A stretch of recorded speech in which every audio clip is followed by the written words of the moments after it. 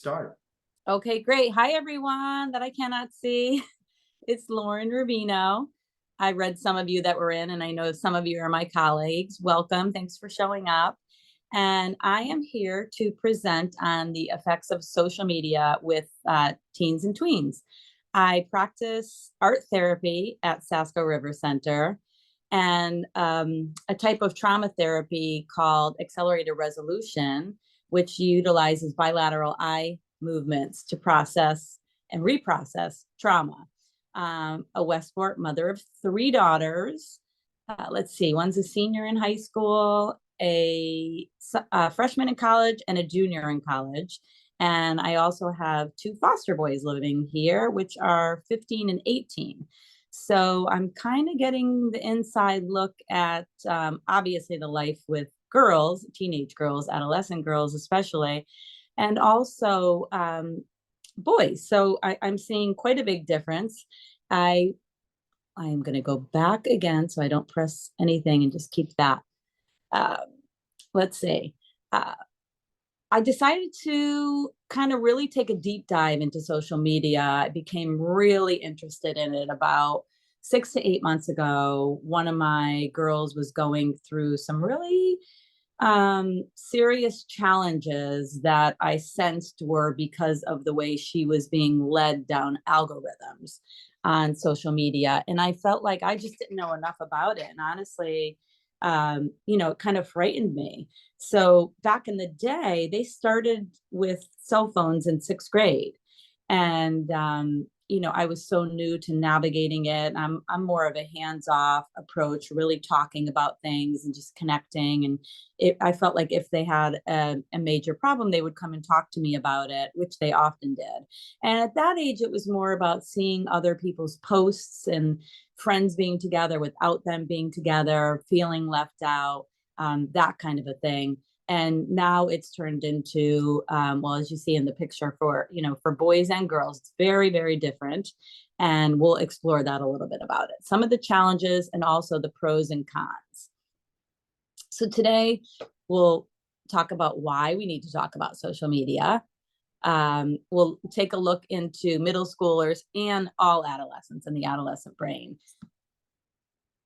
Social media pros and cons, gambling and pornography use. So just a warning that we will be talking about some sensitive information. And then a book that I read called American Girls, and it talks a lot about actually girls and boys. So I recommend reading it whether you have female or male or LGBTQ children.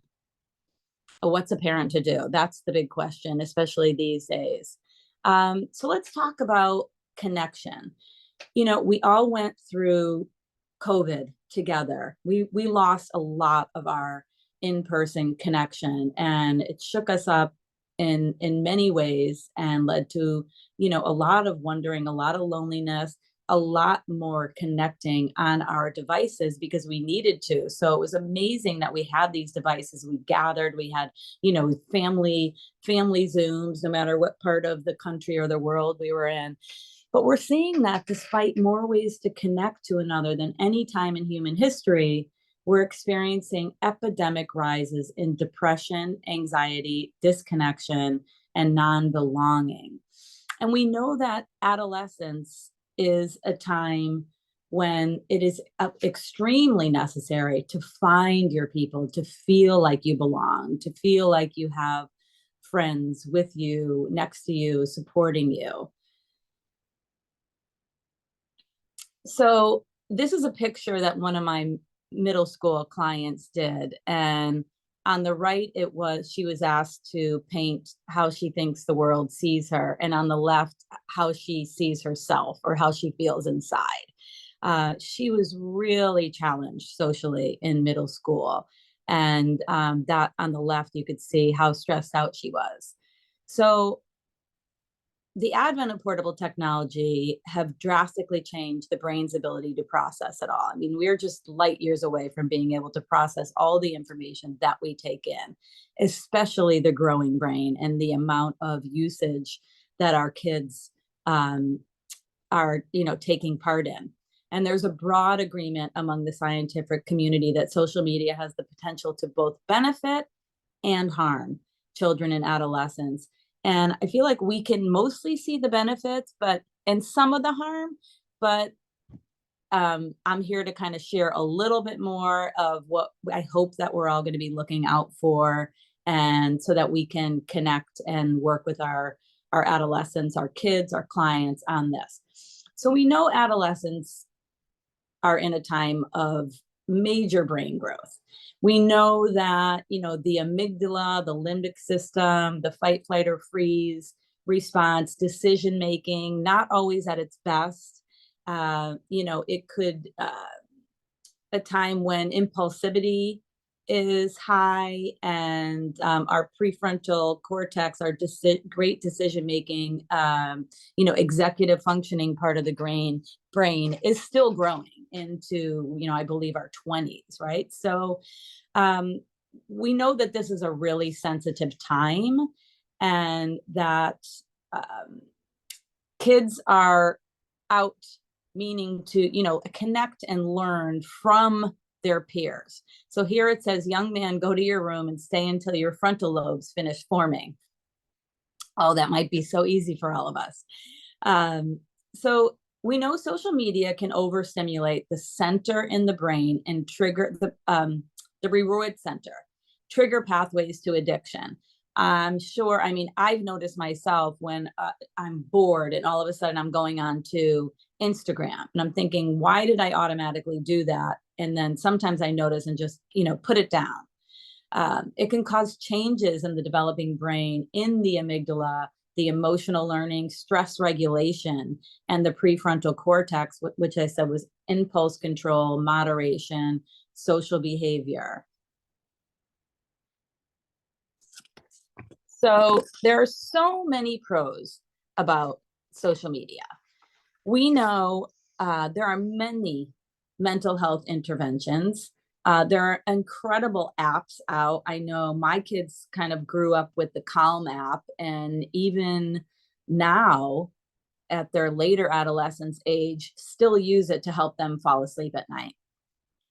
You can learn meditation, you can listen to sleep stories, you can connect with other people that are feeling like you, getting information. Marginalized groups that, might be feeling really lonely, left out, could be, in remote places, can connect.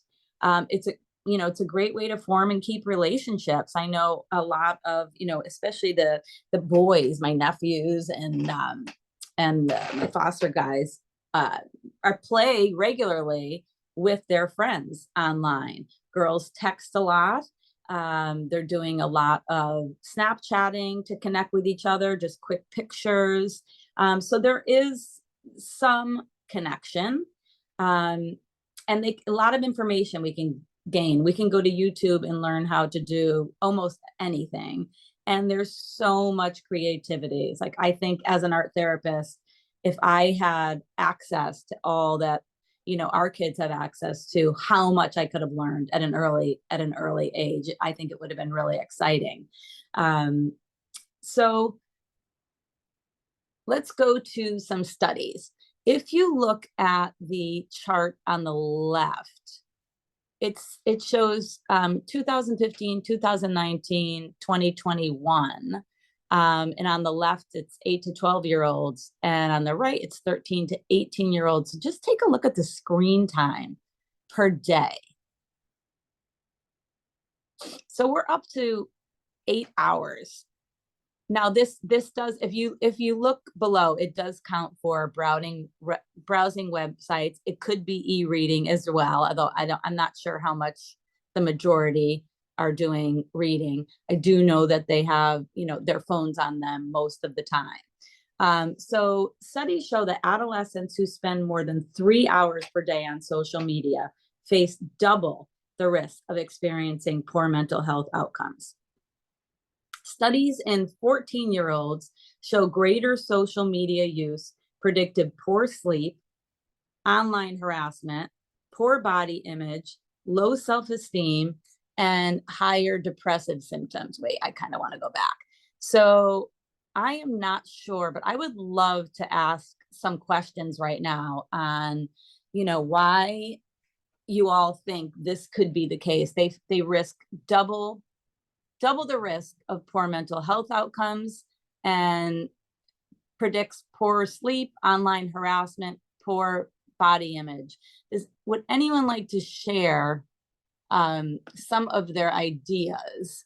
And I am going to try to figure out how to unmute, or you can put it in the chat.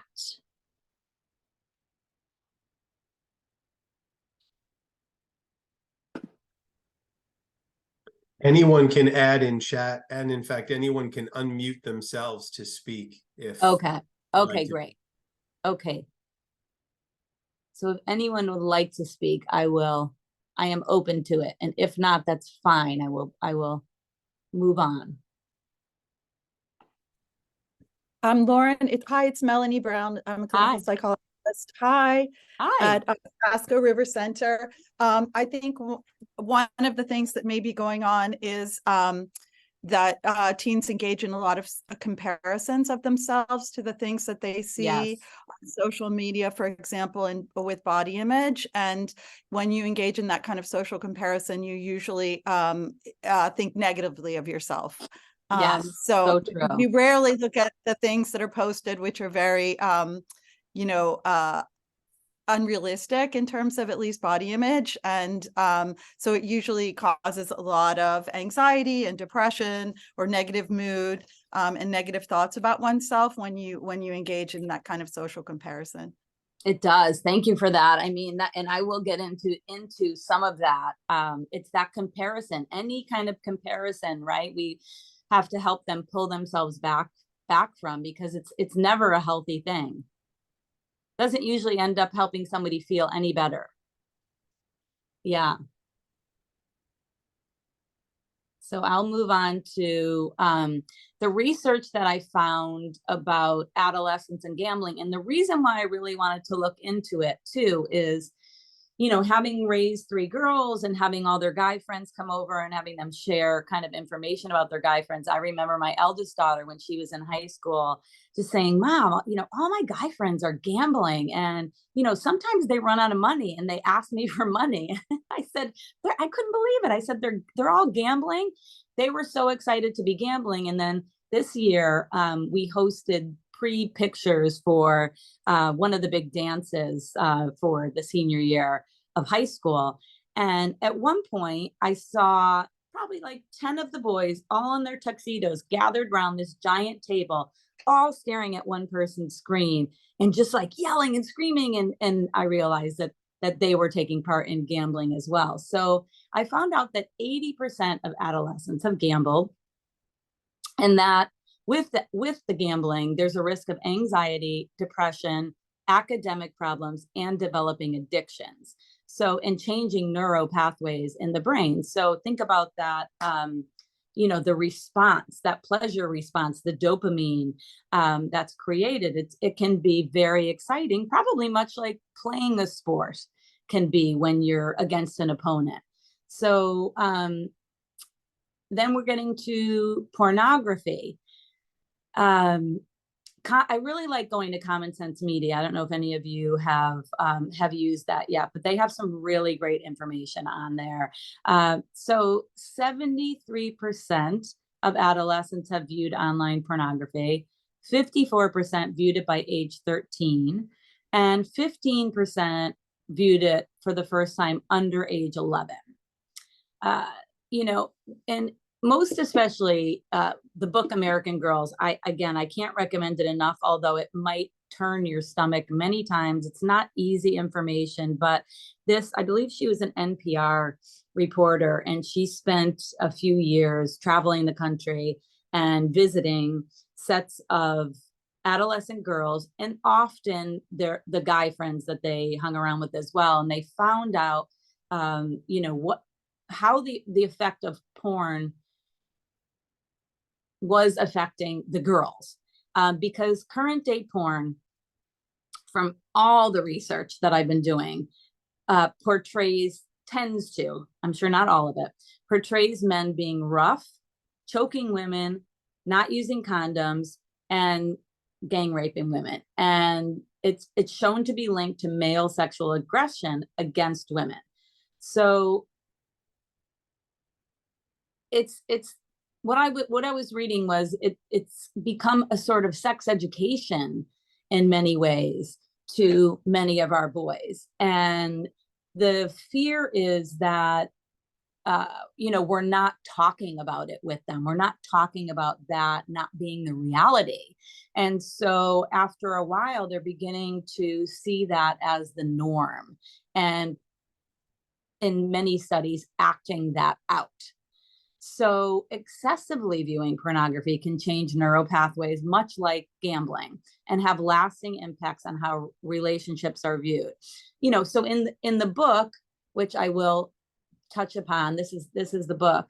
It was just different ways that girls were affected by this, affected by what they're calling like bro culture, stemming from Silicon Valley. So she starts the book talking a lot about Silicon Valley. She talks about also these like really brilliant like frat boy programmers that often create these apps while they're still in college.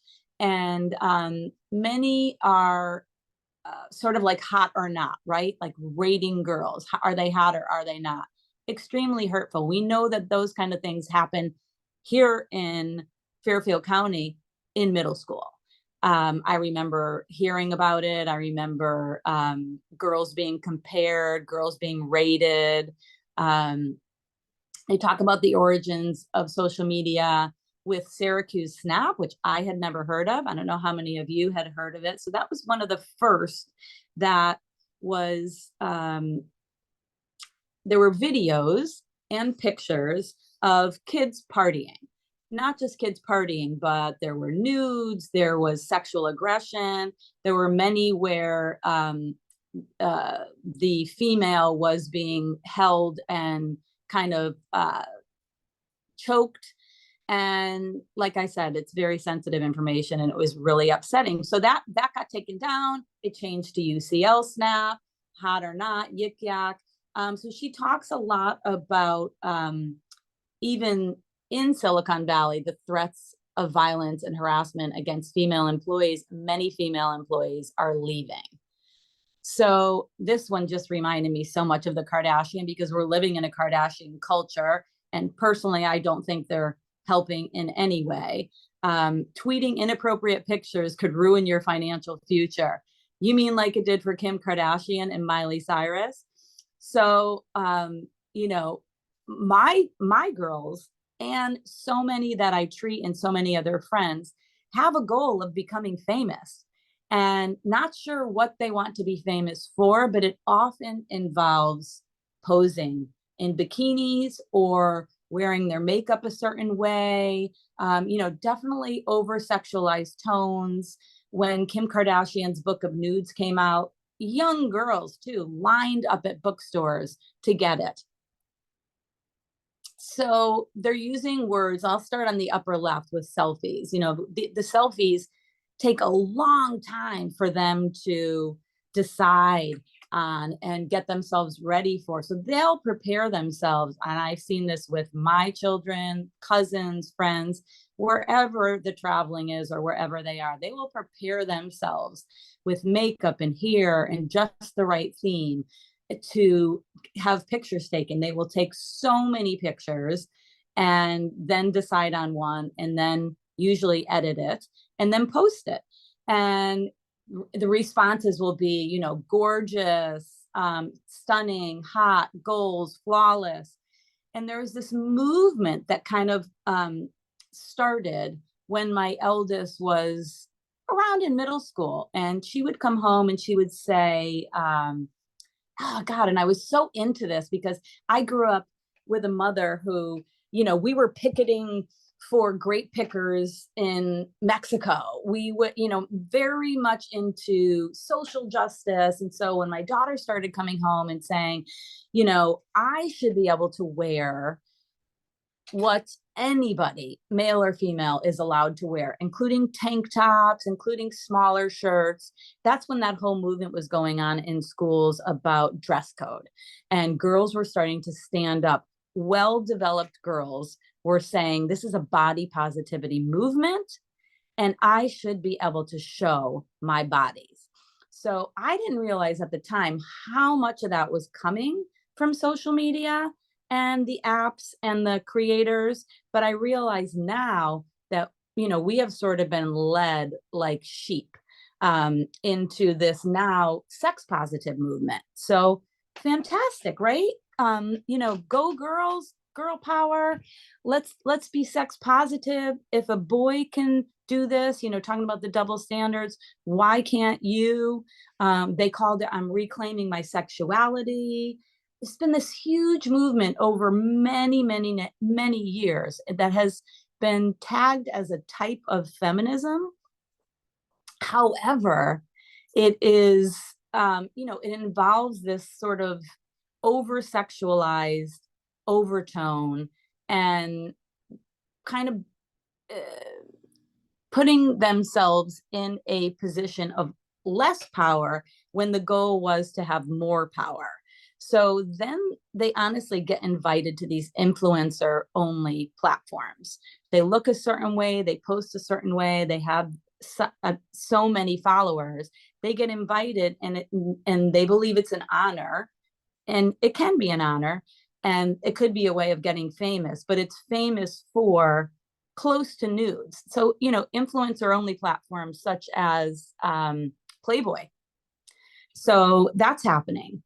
And then we go with, are they being celebrated, or are they being slut shamed after being led down this path, these algorithms? So we were talking about, Melanie brought up too, a little bit about body image. Let's think about adolescence and body image. I mean, it was hard enough to develop a positive body image before selfies and social media, just from advertisements, or, if anybody ever took a dance class and had to get weighed in. So nearly half of adolescents aged 13 to 17 said social media makes them feel worse. That is a really large percentage. 40% said it makes them feel neither better nor worse. Only 14% said it makes them feel better. And we know that there's a relationship between social media use and body image concerns and eating disorders, with social comparison as a potential contributing factor. And so, they're in this developmental process of affirming their identities, morality, belonging. The split between online self and real self, can be really energy draining. So, it became more about really what they look like than who they are, at a time when they desperately need to understand who they are and how they fit in the world. So let's talk about the double standard. Silly me, I never realized it's one rule for you and a completely different one for me. So the age-old double standard for sexual mores still exists and is amplified very much by social media, where a girl could be shunned, but her male partner isn't. And I don't mean to be like slamming guys or slamming males. I think, this has been going on for centuries, right? So I'll share a personal story with you. Growing up Italian, my grandmother would have Sunday dinner, spaghetti, meatballs, the whole house smelled amazing every single Sunday. When she passed, my mom took it over, and I come from a family of 4, 2 older brothers and a younger sister. And, so in high school, our friends were invited whenever they wanted to come to Sunday dinner. My parents' friends came. We never know. It was always a full house. And my mother was very much a conversationalist. She really wanted to talk about things, and kind of edgier things, to get everybody talking and thinking about something interesting. And so she often brought up the double standards with all of us, including my brother's friends, who were the older, big guys in high school, because they'd always joke and tell her stories and things. And, she just said, like, why are you calling her a slut when you do the same thing and you're celebrated? So, we want to also just think about that and teach our girls and boys how to reach a point of more equality, and just start having these conversations about girls and boys. It's a great conversation to have if you haven't had it with your kids yet. And I love this one, the candy bowl metaphor, because, I find that often parents are in a state of fear and sort of like, how do we shut it down? What do we do? How do we control this? And we'll talk a little bit about, there are ways to put limits and to keep in touch with, keep track of screen time. And, but I think, like, the most important thing to think about is, like, we always had candy in our house. When we were little, we didn't. And my mother was natural peanut butter, everything. So when we'd go to my aunt's house, I found her chewable vitamin C's, and I thought they were the most delicious thing I'd ever tasted. So I just kept eating them. So that was kind of what happened when we weren't allowed sweets. So I think of it like sweets. It's like, everything in moderation, right? And if we have something around and it's eaten in moderation, people, they get used to it, and they sort of like don't really so much want it anymore. And if they do, it'll be one or two. But if kids come over to the house and I've got candy that they're not allowed candy, they're sneaking, they're stuffing it in their pockets. And so we want to think about the candy bowl metaphor when we're thinking about moderation. And, I am in no way an expert on social media. I am a mom and a therapist who really got worried and scared because of something that was happening with my own child. And I felt like I had no control. I did not have enough information. So I just did a deep dive and found out everything I could. And most of all, had the conversations with my child, really uncomfortable conversations. This is a time when our kids are meant to be individuating, separating, having their family become more, having their friends become more like in place of the roles that we served as parents, because they need to be able to grow and step out of the house and feel confident in themselves and know that they have people around them to support them. So my approach is connection, connection, connection. Stay connected. However it is, invite their friends over for dinners. There's always one talkative friend, and that's the friend that I really like to have over, because they don't mind sharing all kinds of information, and it really gets the discussion going. And just be curious about what it's like for them. What does that feel like for you? How does it feel to be compared? Or are you talked to that way? Or, for the boys, what do you think of girls that are posing that way? And, what would your ideal girl be? Are you watching porn? Let's talk about the brain development. Let's talk about, it's not good or bad. Let's talk about the time spent, and do a little, dig of your own maybe. And my mother used to always clip things too from the newspaper, but you can print things out from the internet and bring them to the dinner table, and just say, I want you to know what's happening to the brain at times like this. I think it's really important, because I know that, like, my nieces and nephews that are now in their 20s and have lived through this are now setting limits on either their own phone and social media use, or I know my niece and her fiance, they give each other their phones and they say, set a limit and put a code in there that I don't know, because they realize that they were spending too much time and it's not healthy. And their brains have been sort of programmed to go to it and just get that dopamine hit every time, and I come at it with a place of compassion, which I think is really important, because I just say, I can't even imagine growing up in this, in this day and age, and talk about it, it was easier back in my day. So, the American Psychological Association conducted studies with thousands of adolescents who completed standardized assessments. I need a sip of water, but they're really talking about now developing digital literacy, which is very different for each person, dependent on their age and their level of maturity, again, self-regulation skills, intellectual development, and their comprehension of risks.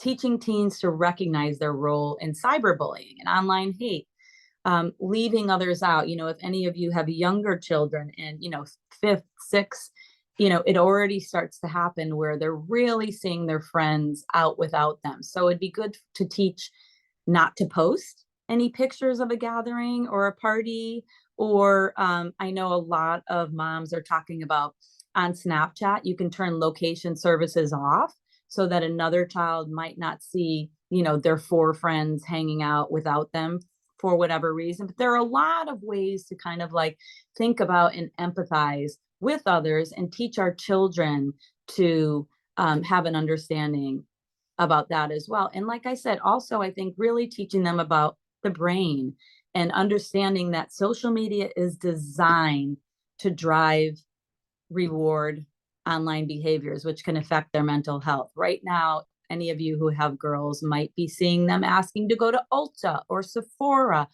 There are so many beauty experts now that are taking our kids down algorithms of needing a new beauty product every day. There are so many beauty products in each one of my daughter's rooms. I don't even know what they do. I honestly have no idea what they do. And it made me realize that it's coming from TikTok, it's coming from Instagram, and that is important to talk about too. Same with, wearing Lululemon or, certain brands of sweatpants and, trying to fit in. We also want to help them learn about who they are, and that it is good to be unique in this day and age. But talking points, let's think about some talking points with the kids.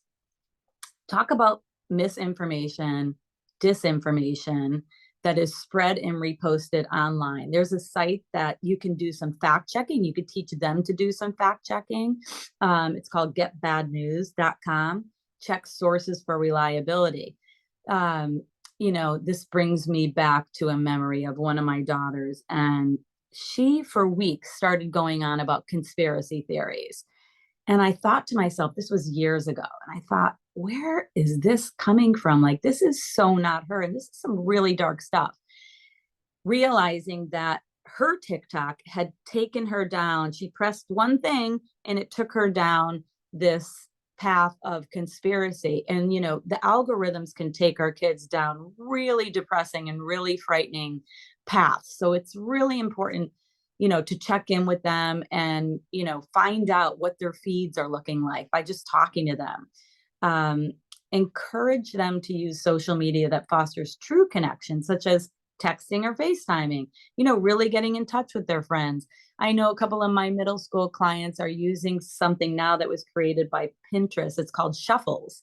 And it's just a really neat way to make collages with your own pictures or pictures of Taylor Swift and all kinds of backgrounds. And they share them with each other like postcards. So there are other ways to connect with friends. Get their friends involved in dinner time discussions, teach empathy.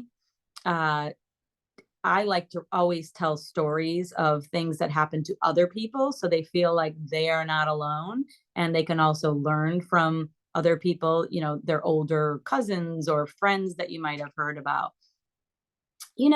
And then just really emphasizing it's about who they are inside, not what they do, not what they accomplish, not how great they are at a sport, and it's not what they look like. So that is really it. And I would love any comments or discussion, anything that you all would like to share. I know this was more heavy on the female side. I know we at Sasko River have a talk coming up about gaming, and I'm very much looking forward to that.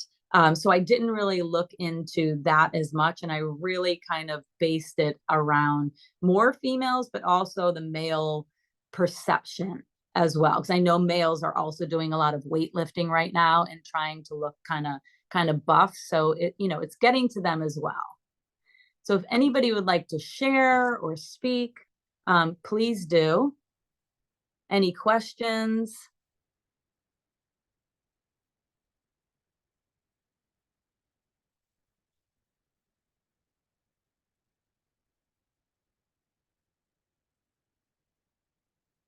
Okay, well, if not, I will take that as a no.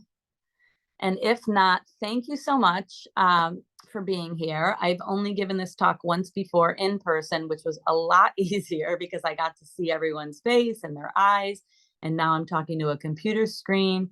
So I hope that that you enjoyed what you learned. And if you have any questions or comments, feel free to reach out. That's it. And thank you for your time.